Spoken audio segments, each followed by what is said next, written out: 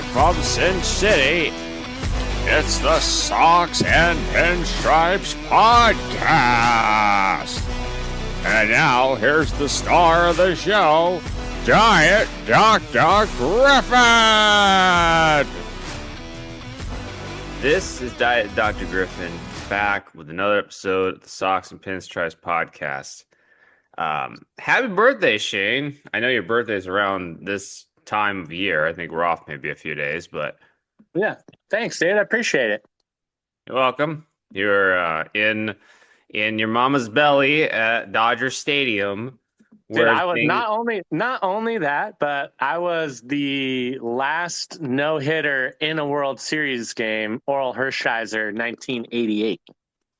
Well, this week there were some happenings at the LA Dodger Stadium, which I need to say I wasn't getting into a pretty testy little argument with somebody on Facebook about calling Dodger Stadium a dump, which it is. Let's be honest, it is right now. It may have been a nicer place, back when Shane was conceived and carried through his mom's belly at the stadium. Might have been a little nicer in the 80s, but now it is a dump. I was literally the day after that no-hitter, too. So yeah, it literally tried to kill a guy this year with concrete, okay? It's the bad seed of stadiums. Yeah, too bad it wasn't a Yankees fan. Then we could have applauded it. It was a Yankees fan. Yes, perfect. Doing the world a favor. Well, I don't know, man. The way these Dodgers are going, they've basically become what the Yankees used to be back in the day. Hey, I didn't say I was rooting for the Dodgers, so. No.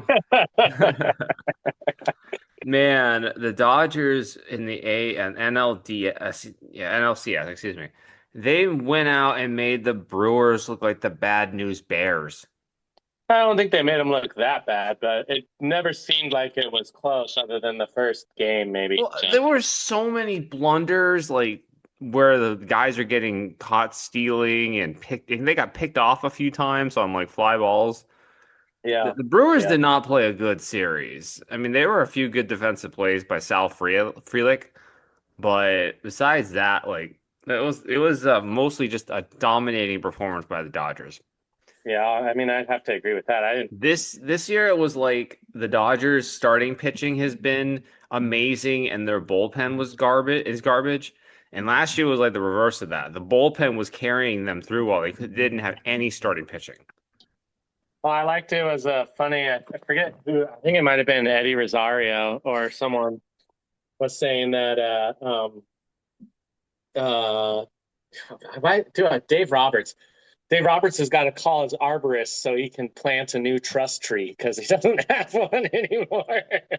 Dude, they were commenting throughout most of the games how he would just be sitting down in the dugout because his pitching was going so well. You had Blake Snell go 8 innings.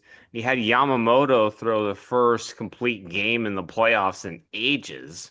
Yeah. Like Glasnow was like the worst of the starters, and he went like 5 2/3 and like gave up 1 run. I mean, Ohtani out here is like making his case of one of the, if not the greatest single performances in a history in one game.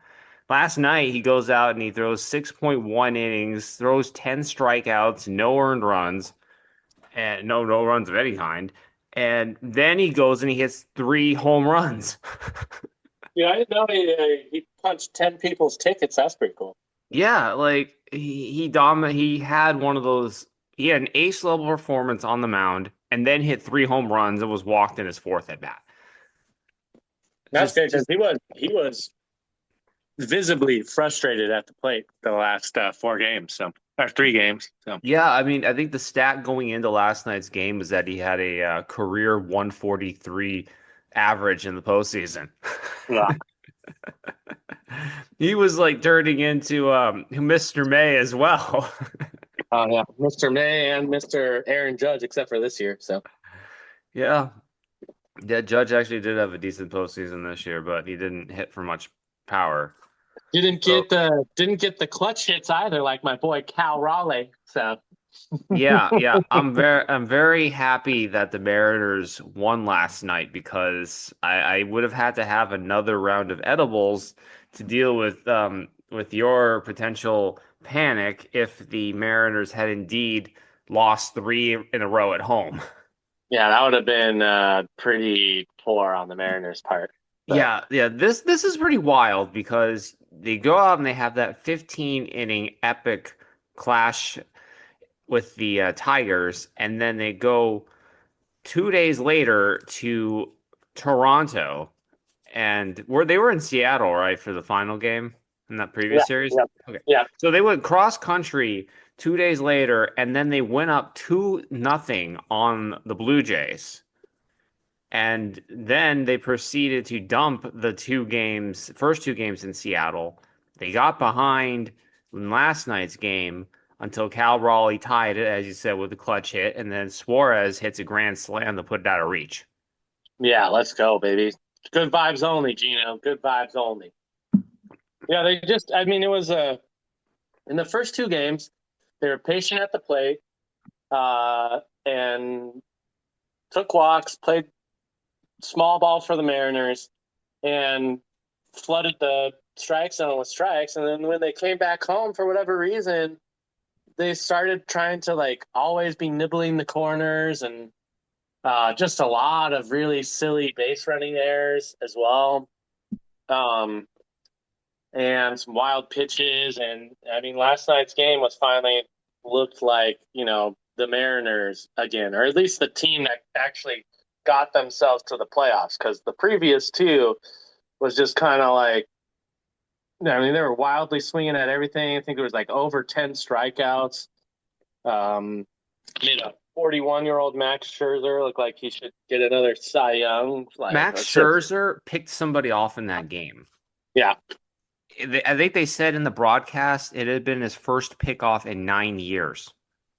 Yeah, and when that same person got on the plate in last night's game, Gosman tried to pick him off twice too.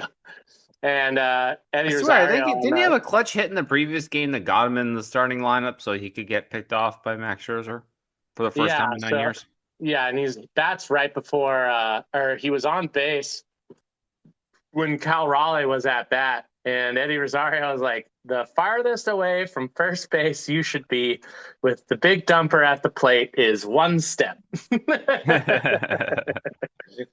agree with that. Yeah, I totally agree with that. Well, who do you think is going to close this thing out? Do you think the Mariners are going to get another one on the road, or do you think the Blue Jays are going to complete the comeback? No, I think the Mariners are going to go. Now, I think if we continue to play our game, in the game that we're good at, like we even have a chance at beating the Dodgers, I think, just metric wise, because we also have good starting pitching, although the previous 2 games weren't that great. But we also have good starting pitching, and we have a much better bullpen. And I think if we can take strikes, foul a bunch of balls off, and get to the Dodger bullpen, like we have a legitimate chance of winning the World Series. 1 game at a time, we got to make it past Toronto first, but we played very well in Toronto, and there's no reason to think we play better outside of our home ballpark as well. And there's no reason to think why we won't at least win one of those 2 games in Toronto. Well, in this round, it's going to be our game. Then the game tomorrow is going to be Trey Savage versus Logan Gilbert, which wasn't that the game 2 matchup, like pitching matchup. Okay. Yeah. And Logan was pitching on short rest, and his slider was not slidden.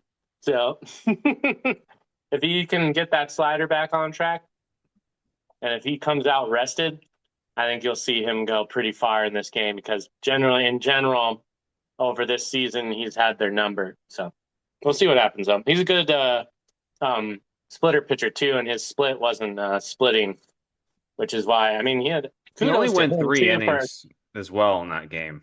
Yeah, kudos to him for making it through 3 innings, because he did not have his stuff was just flatter than it's ever been. And to pitch as well as he did, and only give up the 3 runs or I don't know, whatever it was. I mean, man, that could have been so much worse. And if he was George Kirby, I mean, he would have imploded for 7 runs because George just can't handle anything less than perfection, it seems. So, Well, they always say that George Kirby just throws too much in the strike zone. So when he gets hit hard, and that well, seems to be what not happened. only that, but he just like if after that after the home run, you can just see he just kind of like gives up. It's like in his body language. I know he's not actually giving up, but he just I kind of mean, like loses his will to live a little bit, and it's hard to watch, honestly. So he's not one of those pitchers who likes to try to like grind through an outing. Like if his outing starts going poorly, like he just gives in to the poorness of it. So that's unfortunate. He probably needs to talk to his sports psychologist or something I about. mean, he's still young. I know, I know. He'll learn how to handle it, but it's I mean, you see George Kirby either gives up 3 runs and pitches into the 6th inning or gives up 8 and pitches into the second. And there's no like literally no in between. So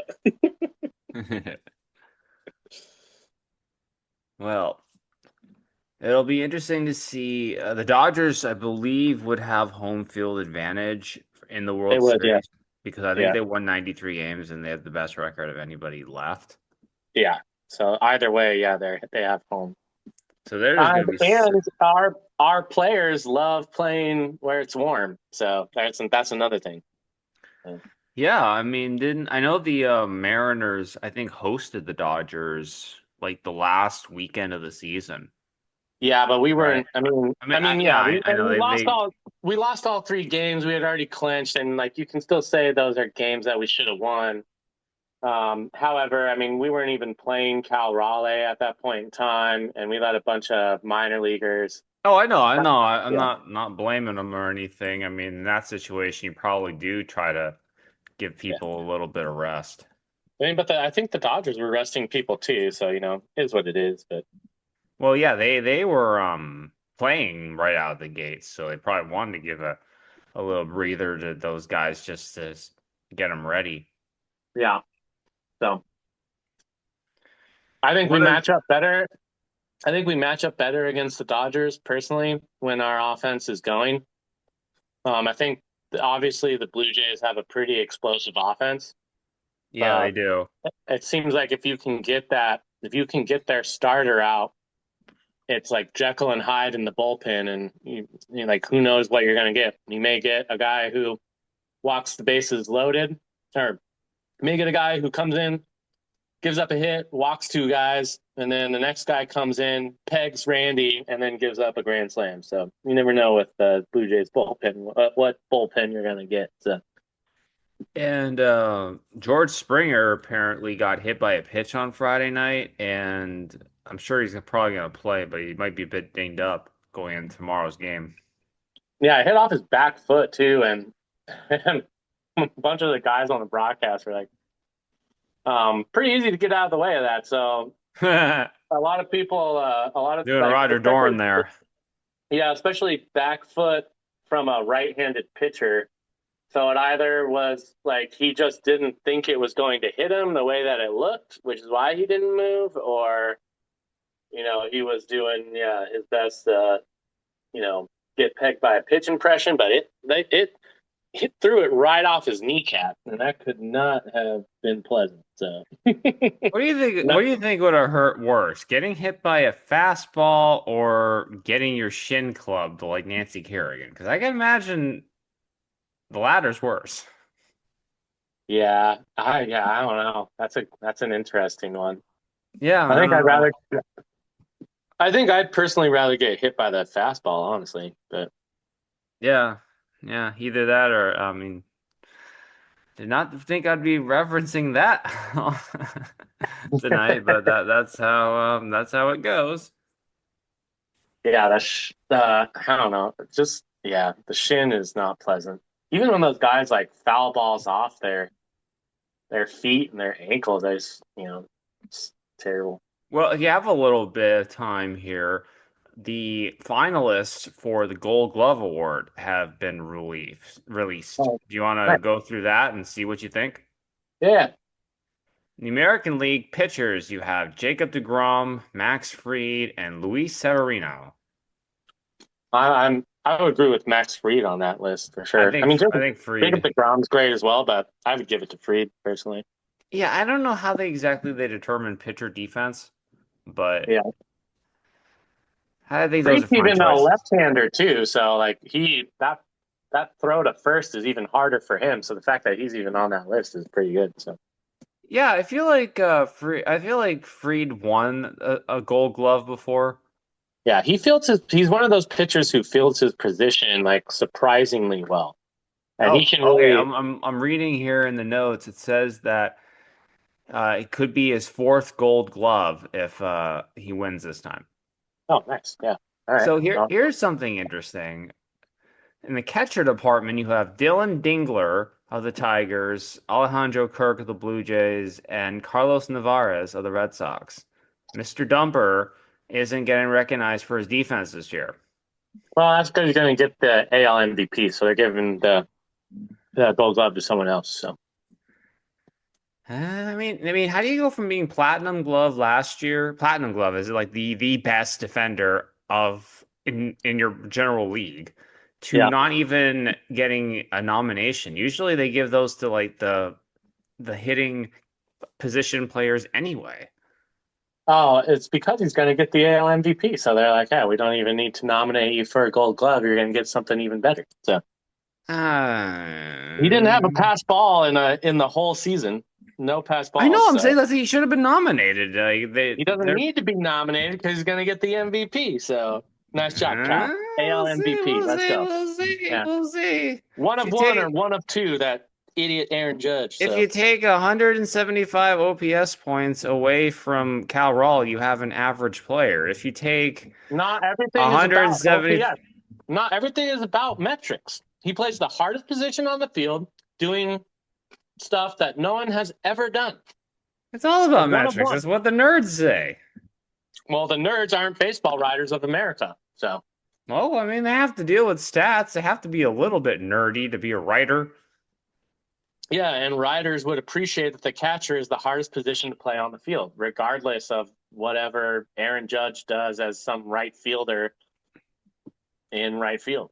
He catches like, I don't know, like 6 fly balls a game, hits 2 home runs, and calls it a day. So Well, for first base, we have Ty France, Vladdy Jr. and his Holy Glove, and Carlos Santana of the Guardians. oh, Santana's got a first base nod. I like that. He's actually was the Gold Glove last year. So why is Josh Naylor not on that list? Because watching Josh Naylor play first base is a thing of beauty. So Well, I don't know if it's because he got traded across leagues. probably That could have no, messed. the Guardians are in the American League though. I mean, you mean like from Central to West?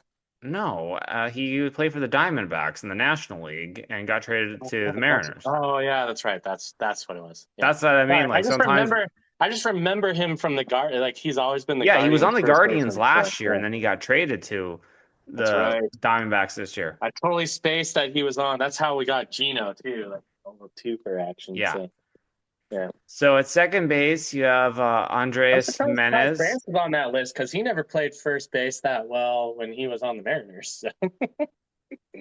No. Defensively, anyway. I don't know, so. Well, let's see there. Now, for the second base, you have Andres Jimenez, Luis Rengifo, and Marcus Simeon. I think it's Jimenez for I sure. think it is too. I don't think he's won a platinum glove at one Jimenez point up as well. for a Golden Glove at shortstop as well? Isn't he up for 2? Well, I Just think give him the platinum glove this year. I think you get nominated for one position. Okay, because He was primarily the second baseman until what's his face? Dante Bichette got hurt. Yeah. Yeah. Honestly, and here's the reason why I think it should go to him is because of he went from playing Gold Glove second base to Gold Glove shortstop, like without even blinking an eye. I think He's great. that, yeah, I think that he deserves. I mean, he might. I mean, personally, I kind of think that deserves a platinum glove, but we'll see what happens with that. So, Well, you got to win the Gold Glove to win the Platinum. So, yeah. at third base, his teammate Ernie Clement, Michael Garcia, and of course the Jose Ramirez. Oh, nice. I mean, Jose for his offense, you'd have to say. I think actually, now that I think of it, I think Jimenez already has a platinum glove. But anyways, Clement's a good third baseman too, though. That one I think is the closest out of all of them. And let's see, at Wait, shortstop, who's giving the nod to out of those three guys? I'm going to give it to Jose because Okay, I yeah. like Jose. Jose is a great guy. So J Ram, that's what they call him. At shortstop, we have Corey Seager, Taylor Wall of the Rays, and Bobby Witt Jr. Who won the race? Taylor Walls. Taylor Walls. I mean, the only one I don't know Taylor Walls. I didn't watch a lot of Rays games, so I would have to say Bobby Witt out of those three. Yeah, Bobby Witt won it last year too. Yeah. But I mean, maybe Taylor Wall made a case for himself. I watched a total of 0 out of 162 Rays games this year. So Yeah.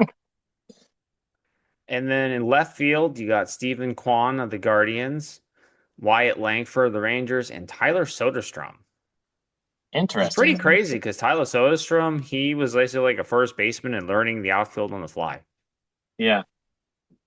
I mean, I was listening to someone joke about left fielders, and they were like, "Yeah, my left fielder laid down, took a nap, and caught 3 fly balls, and then and left for the day." So,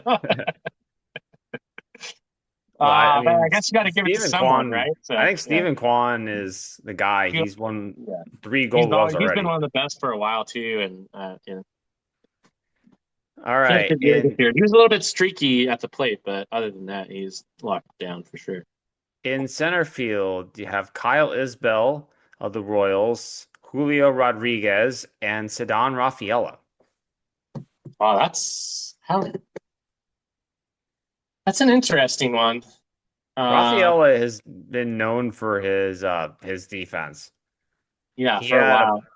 apparently he had a plus 22 fielding run value, which was second in all of the majors. Yeah, I'd say you probably have to give it to him. Julio will get caught napping, like just kind of playing lackadaisical, and people will call it hustle doubles, but it's Julio asleep in center field. So Okay, in right field, you have Adolis Garcia, Wilyer Abreu, of the Red Sox, and another converted infielder, Cam Smith of the Astros. I'd say I mean, Abreu won the Gold Glove last year, I believe. who's the other one? Not Cam Smith. Adolis Garcia. And Maybe give it Garcia to won a Cam. Gold Glove too.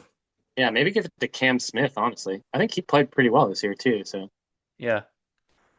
Okay, for utility, here's our boy Ernie Clements back. all right. And then you have Mauricio Dubon and then Daniel Sneedman. For me, that's an easy one. That has to be Ernie Clement. Third base, anywhere in the outfield. I'd say you give that to Clement all day. So Okay. And then we're up to the National League now. as much as he's on the Devil Blue Jays that we're trying to beat right now, that guy's a good player. So but it also just first pitch swinging. That guy swings at every first pitch, basically. Okay, so in the National League, the pitcher department, we got Matthew Boyd, David Peterson, Logan Webb. Yeah, I don't know anything about any of those guys. Yeah, I mean, I think that's probably gonna be Logan Webb, but that's just me. I will say that Matthew Boyd's story is really cool, and the fact that he got to pitch at Wrigley in the playoffs is also pretty cool. So Apparently, he picked off 11 runners this year. Yeah, dude. I mean, I guess Matthew Boyd, and he was on my Cubbies, who took till the divisional series to let me down, but eventually, the bet's not on anymore. So, All right, so at catcher in the National League, you have Patrick Bailey of the Giants, Carson Kelly, and Luis Torrens. He was the guy who had Bailey was the guy who had the highest fielding run value in all of baseball. Huh. Well, I guess you'd have to give it to him, right? Yeah, I would think so. First base, you have Bryce Harper, Matt Olson, and Spencer Steer. Dude, Bryce Harper all day. Let's go.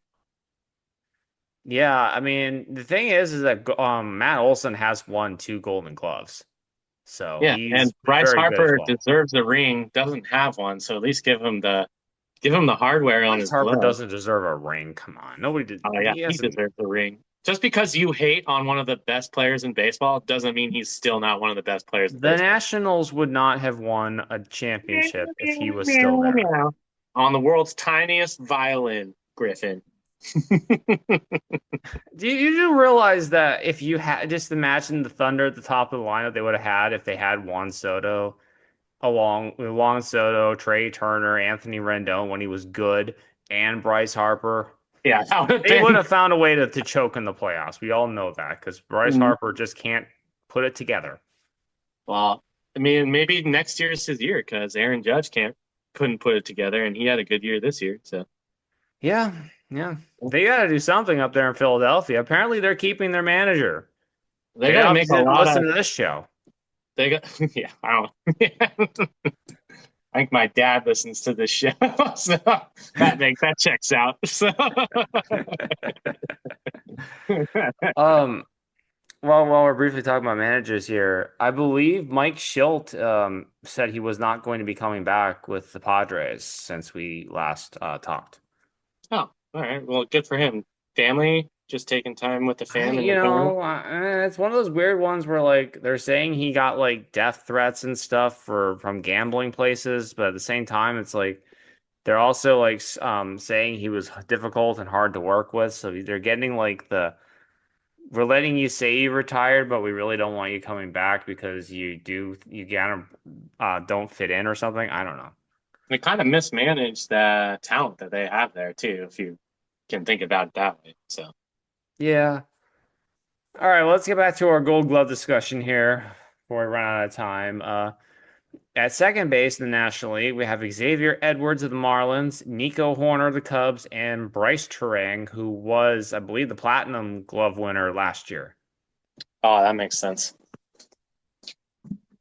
Nico Horner had a good year this year, though. So Yeah, I I don't mean, know. he won the Gold Glove in 2023, so they're both really good. Who's the other guy on the list? Xavier Edwards of the Marlins. Dude, just give it to Zavi, baby. Let's go. All right, at third base. Well, okay. At third base, you have Brian Hayes he was with the Pirates and the Reds. He changed teams. This is an interesting one, though. Ryan McMahon. Here's a guy who did go across leagues, and he's getting nominated for the National League Gold Glove first time with the Rockies, but he got traded to the Yankees at the deadline. Yeah. They're And like, then Matt Shaw the was the Yankees other aren't winning person. a championship anytime soon, so we'll nominate you for a Gold Glove. I mean, Well, honestly, he probably played the best defense out of anyone on the infield this playoffs. So Yeah, I remember. I believe that was the final. I think it was the final game, the final game of the Yankees series. He hit a home run, and right before they had the Jazz hands error that yeah, basically blew the game open, McMahon made a great catch in foul ground where like he slipped and then still made the catch. oh, He was like running at full speed. Something happened where he was oh like no, right. I did see that. Yeah, I was watching that. Yeah, he went out there and busted it. So I'm happy that he's gonna be there with the Yankees for at least another. I think he has one, maybe 2 more years on a contract. I can't remember off the top of my head. I know it's at least one Yeah. because they didn't. I know he's gonna at least be there next year. So Well, Jazz needs to learn that you can't, if you're playing well, you can't switch gloves from game to game. I mean, that's just yeah. that's rookie stuff. That's baseball 101. Well, Jazz doesn't care about curses and stuff. He Apparently just does not. his thing. So, Yeah. All right. At shortstop, you have Nick Allen, of the Braves, who I had no idea was the shortstop there. I thought it was Ha-Seong Kim. Yeah. All right. You have Mookie Betts of the Dodgers and Mason Wynn with the Cardinals. I mean, considering that, I for the same reason why I think Ernie Clement should get utility player, I think you give the Gold Glove at shortstop to Mookie Betts because what a transition that must have been for him, and Yeah. he's good at it too. So And you're talking about a guy who was a six-time Gold Glover in the outfield, just yeah, going to shortstop. And he did play second base in the minors. That was his natural position, so he was comfortable around the infield. I mean, I'm but they really got mad that he, guys like the crazy thing on the Dodgers is they got Tommy Edman, who is also a really good defender, and they put him in center field so that Mookie could play short. So I mean, I think you have to give it to Mookie there. So plus he has one of the coolest names in all of baseball. oh yeah, dude, and the guy is a great bowler too. I don't know if you know this. I have heard that. I heard I think especially he's had a because perfect game as a bowler. when he was in the Northeast too, he really enjoyed candlepin bowling. So Yes, I haven't done candlepin pulling since I was in the Northeast. pretty sure that's the only place they do it, honestly. I'm saying So, I lived in the Northeast. Like, dude, I have been. Yeah, I understand. I when I've lived out here, I very, very, very, very, very rarely go home. I have probably been home a combined under 5 times in the last 15 years. I think I have summer in Maine on might be next year. I might go see a Portland Sea Dogs baseball game. Wow, that's interesting choice there. I'm thinking Well, I want about to go to Boston. Maine, and the only baseball team there is the Sea Dogs. So. Okay, well, that's fair. Are you gonna be doing the It tour? You'll float too, Sherry. I'm gonna see how much lobster one can eat before they get sick of it. Probably, actually, it'll probably just take me one day. But the oysters will be nice. So. All right, well, let's finish things out here with the National League. You got Ian Happ of the Cubs, Tommy Pham of the Pirates, and Kyle Stowers of the Marlins. Stowers. Well, interestingly enough, Happ is seeking his fourth straight Gold Glove, so that's going to be a tough one to beat. Stowers, let's go. Isn't Stowers a rookie too? Yeah, I believe so. Yeah, he came out of nowhere. Someone had him on their team this year too. Yeah, Picked I him mean, up at one right point, before I did. I feel like at one point Kyle Stowers had a 3 home run game this year, Yeah, I think he had a couple. and he was like a pretty. throw-in with the in the trade with Trevor Rogers last year. Yeah, he was. He went on a tear. Yeah, maybe the Cubbies. I mean, maybe the Orioles, who are trying to hire Albert Pujols right now, maybe they should have given up one of their other outfield prospects and kept Stowers. I think that's looking like looks like it right now. So All right. Well, you have in the center field, you have Pete Crow Armstrong of the Cubs, Victor Scott second of the Cardinals, and Jacob Young of the Nationals. PCA. I think I tend to agree. PCA is pretty badass. wears his emotions on his sleeve, but the kid's good. So Yeah. In right field, you have Corbin Carroll, Sal Frelick, who was involved in that crazy double play in the Dodgers series. yeah, Fernando Tatis of the Padres. And Tatis the guy. yeah, dude. Watching him throw people out at third is so fun. So I saw him I saw him do some crazy home run robberies this year. I watched a lot of Padres games this year. His defense is no joke. He's very good. he just throws. He can also just throw lasers. Who was the other guy on the other guys on this? The Sal Frelick of the Brewers. Yeah, I see. I think honestly, for me, it's between. I think for me, it's between Sal Frelick and Tatis. And I mean, I personally lean a little more towards Frelick, but watching Tatis is very fun. So Yeah. and I think they both deserve it. So. Tatis, I believe, won the Platinum Glove at right field. Yeah, so give it to Frelick. He's already got some hardware on his glove. Frelick needs a little love. All right, but- let's finish it up here. Let's finish it up. At utility in the National League, you have Miguel Rojas of the Dodgers, who Mookie Betts credits for teaching him how to play shortstop. Javier Senjoa of the Marlins. Sorry if I pronounced that name wrong. And Jared Trujillo of the Pirates. I think that guy Rojo for sure. I think so too.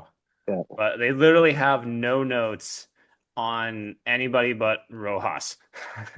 Makes sense, honestly. That checks out because Yeah. I don't even I don't even know those other two guys, honestly. So, to be perfectly fair, I think I heard of Jared Trujillo as like a deep league fantasy baseball play because he had a lot of multi-positional eligibility. yeah, that sounds about right. So, Do you have any closing remarks about baseball? Anything fun? yeah. So after Cal Raleigh wins the American League MVP, he will be the 17th catcher to win. As it stands right now, 16 catchers have won the award. Oh, Yeah. Yogi Berra, name any of them? Yogi Berra, Jay Mauer are a couple of highlights, and there's Mickey Cochran, Earl Averill, Buddy Meyer, Thurman Munson. Yeah, Thurman Munson. Yeah. So Ivan Rodriguez is on there too. Josh Donaldson. Oh, Pudge. Yeah. Mickey Cochran too. So. Yeah, I said him twice. Yeah. I'm pretty sure you did. And I guess we don't have to say it twice. We'll see you guys next week, and hopefully we'll be talking about the middle of the World Series with the Mariners making their first ever trip. Good vibes only. Go witchy woman in October, man. All right, see you guys. Bye now.